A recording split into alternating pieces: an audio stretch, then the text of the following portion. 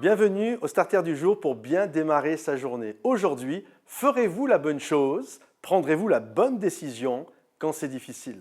La Bible nous parle d'Abraham et de Sarah qui n'arrivaient pas à avoir d'enfants, puis Dieu va leur faire une promesse et dans leur vieil âge, finalement, la promesse va s'accomplir. Et Abraham et Sarah vont avoir un enfant ensemble qu'ils vont appeler Isaac. Après des années et des années d'errance, la promesse s'est accomplie.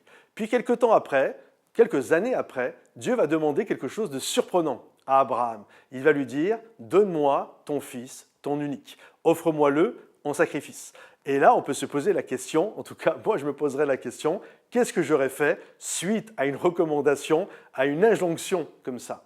Et on voit qu'Abraham a fait confiance à Dieu et il est monté sur le mont Moridja pour apporter son enfant. Bien sûr, Dieu ne veut pas la mort de nos enfants, mais c'était un test pour voir si Abraham était capable de faire et de répondre à ce que Dieu lui demandait, même quand c'est difficile. Et Abraham a accompli le test. Bien sûr, Dieu a protégé Abraham et l'enfant, et Dieu va dire à Abraham, parce que tu m'as fait confiance, alors ta descendance sera plus nombreuse que les étoiles dans le ciel et encore plus nombreuse que le sable sur la terre. Et vraiment, le Seigneur l'a béni et encouragé. Et je crois parfois que Dieu nous fait passer un test et il regarde notre attitude. J'ai lu cette histoire qui m'a fait sourire il y a quelque temps, de cela en arrière. C'est un homme, ça s'est passé pendant la Deuxième Guerre mondiale, 1942, un Américain qui est en Floride et il va acheter un livre dans une librairie.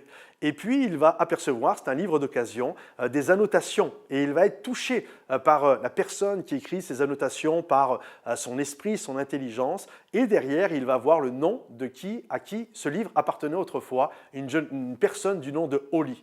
Et il y avait son adresse, et il va lui écrire en lui demandant « Est-ce que vous seriez OK pour qu'on fasse une correspondance ensemble ?» Et il va partir en Europe, c'est la guerre, et il part en Europe avec son régiment. Et là, il va recevoir une réponse d'une personne en disant « Oui, il n'y a pas de problème ». Et pendant 13 mois, ils vont avoir une relation épistolaire par lettre.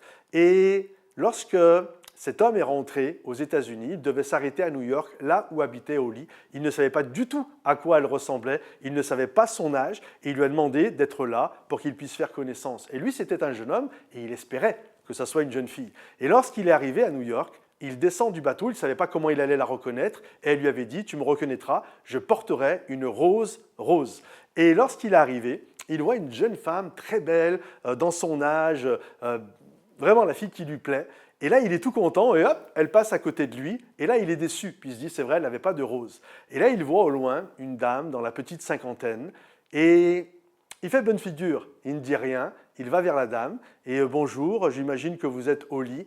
Je suis content de vous rencontrer. Est-ce que vous êtes OK pour qu'on aille manger ensemble au restaurant ?